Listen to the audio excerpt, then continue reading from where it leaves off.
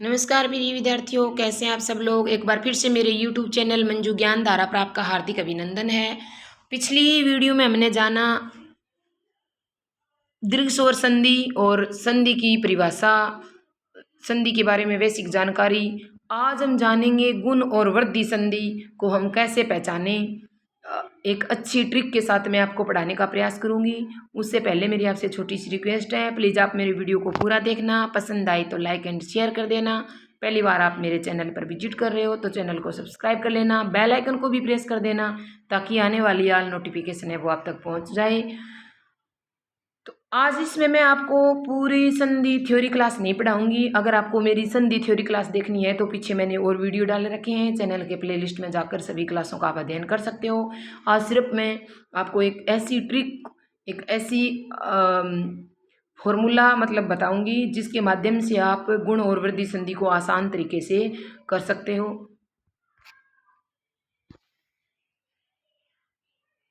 तो देखो, आप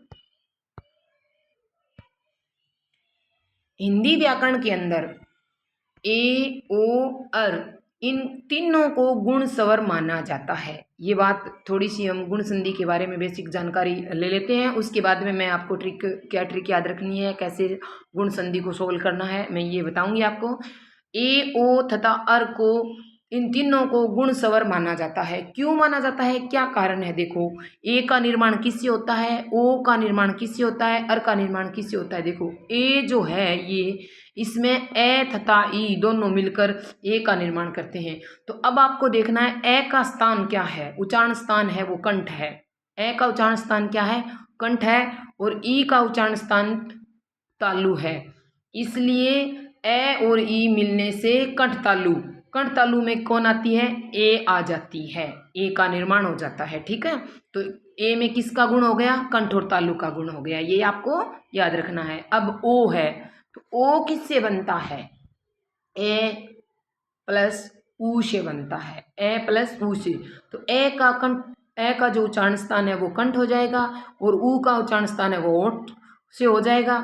इसलिए दोनों के मिलने से ओ का जो निर्माण होता है वो कंठ होस्ट हो जाएगा। ठीक है, तो कंठ ओठ का गुण किस में हो गया, ओ में हो गया, ये बात आपको याद रखनी है। अर में ए प्लस ऋषि से मिलकर अर बनता है। ए का उच्चारण स्थान कंठ है और ऋषि का उच्चारण स्थान मूर्धा से माना जाता है। तो दोनों के मिलने से किसका निर्माण हो गया, अर का निर्माण हो गया। ये तो है गुण संधि की पहचान। ए ओ अर आए तो वहां पे क्या होती है, गुण संधि होती है। एक दूसरा नियम हम ऐसे भी याद रखते हैं कि किसी पे एक मात्रा, ए की एक मात्रा दिखाई दे, ओ की एक मात्रा दिखाई दे तो वो गुण संधि मानी जाती है। लेकिन उसके बाद भी कई बार क्या होता है, हम कंफ्यूज में हो जाते हैं गुण संधि को कैसे याद रखें। ए की ओ की मात्रा दिखने के बाद में तो विसर्ग भी होती है। तो लेकिन इसमें आपको क्या याद रखना है, देखो जैसे कुछ मैंने उदाहरण लिए हैं तो आपको ध्यान रखना है।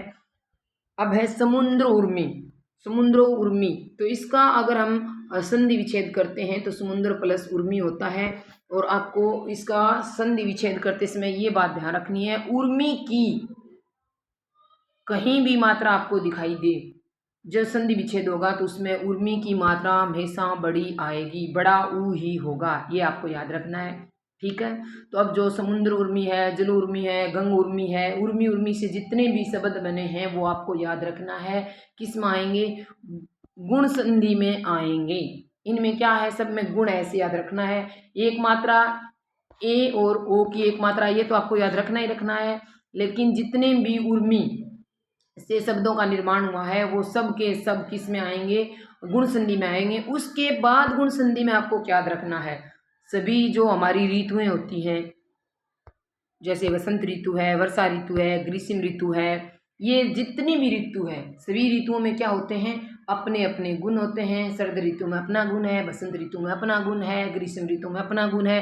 तो ऋतुओं के जितने भी नाम आपको दिखाई दे, बिना किसी संकोच के आप उसमें गुण संधि कर सकते हो, आपकी बिल्कुल गलत नहीं होगी। तो आपको याद रखना है, सभी ऋतु होती है वो किस में आती है, गुण संधि में आती हैं। और सभी जो देव स्थान होते हैं, जितने भी देव से संबंधित जो भी आए आपको वो गुण संधि में लेना है।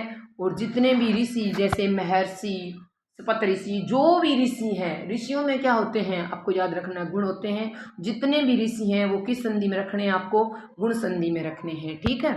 नेक्स्ट हम बात कर लेते हैं वर्धी संधि की। तो वर्धी संधि में क्या होता है, वर्धी संधि में क्या होता है, गुण संधि में मात्रा एक से हम ध्यान रखते हैं भी, एक ही एक मात्रा आएगी, ओ की एक मात्रा आएगी तो वो गुण होगी। और वर्धी में इसमें वर्धी कर दी जाती है, ए की मात्रा मतलब 2 हो जाती है, और जो ओ होता है उस ओ हो जाता है, ये भी 2 हो जाती है, आपको ध्यान रखना है। लेकिन वर्धी संधि में आप इसका जो संकेत सूत्र है पहचान वाला, उसको कैसे याद रखोगे, ए आ प्लस ए आता है, ए आ प्लस ए आता है तो ए का निर्माण होता है, ए आ प्लस ओ आता है तो ओ का निर्माण होता है। ए औ जहां होते हैं वहां पे वर्धी संधि होती है, ए औ जहां पे होते हैं वहां पे वर्धी संधि होती है। लेकिन उसके बाद भी इसमें कंफ्यूज रहता है, जब हम संधि विच्छेद करते हैं 4 हमें ऑप्शन मिलते हैं, हमारे दिमाग में ऐसा कंफ्यूज रहता है भी हमें आ रहा है लेकिन मात्रा का कंफ्यूज हो जाता है भी मात्रा बड़ी आएगी छोटी आएगी। तो अब देखो 2 उदाहरण मैंने लिए हैं, एक है मतेक्य, इसमें 2 मात्रा है, इससे हम ए यानी ए की मात्रा आई है, 2 मात्रा आई है, इसमें हमें पता है भी वृद्धि हुई है, वृद्धि संधि है।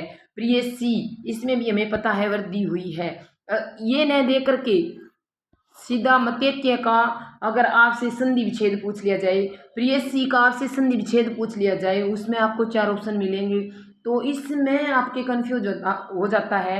देखो यहाँ मतेक्य में ए की मात्रा बड़ी आई है, और प्रिय प्लस एसी, प्रिय सी का जब हमने संधि विच्छेद किया तो ए की मात्रा छोटी आई है। ये क्या कारण है भी, कहाँ छोटी आएगी कहाँ बड़ी आएगी। अब मतेक्य में आपको नीचे मिलेगा मत प्लस एक क्या है, बड़ी मात्रा दे दी, मत प्लस एक क्या में 2 मात्रा लगा के दे दी, मत प्लस एक क्या में कोई भी मात्रा नहीं लगा के दी, तो आप कौन सा ऑप्शन करोगे। ऐसे ही प्रिय प्लस एसी में यहाँ पे छोटी दे रखी है, और ये भी दे सकता है वो बड़ी, 2 मात्रा भी लगा सकता है, 1 मात्रा भी लगा सकता है, तो इसको आप ध्यान कैसे रखोगे। इसलिए मैंने कुछ यहाँ ध्यान रखने योग्य बातें बताई आपको। वर्धी संधि में अगर ये बातें आप ध्यान रख लेते हो तो आपकी वर्धी संधि का जो संधि विच्छेद आप करते हो तो वो आपका बिल्कुल भी गलत नहीं होता है। देखो कैसे,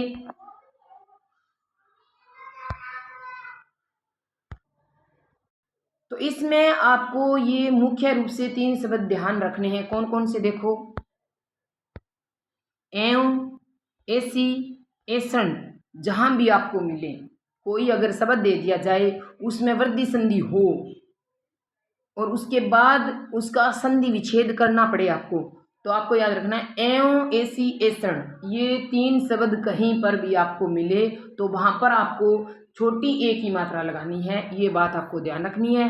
और अगर कोई शब्द मिले आपको, जैसे मत एक के हो गया, तो इसमें जैसे 2 मात्रा लगी है, जब हमने संधि विच्छेद किया है तो इसमें बड़ी मात्रा किसमें आएगी, वृद्धि संधि का कोई भी उदाहरण आपको दे दिया जाए और संधि विच्छेद करने को बोल दिया जाए और आपको कंफ्यूज हो रहा है अभी बड़ी आएगी छोटी आएगी, तो ये 3 शब्द एवं, ऐसी, ऐसन, एवं मतलब होता है ही, ऐसी का मतलब होता है चाहने वाला, ऐसन का मतलब होता है इच्छा, इसमें हमेशा छोटी मात्रा आएगी।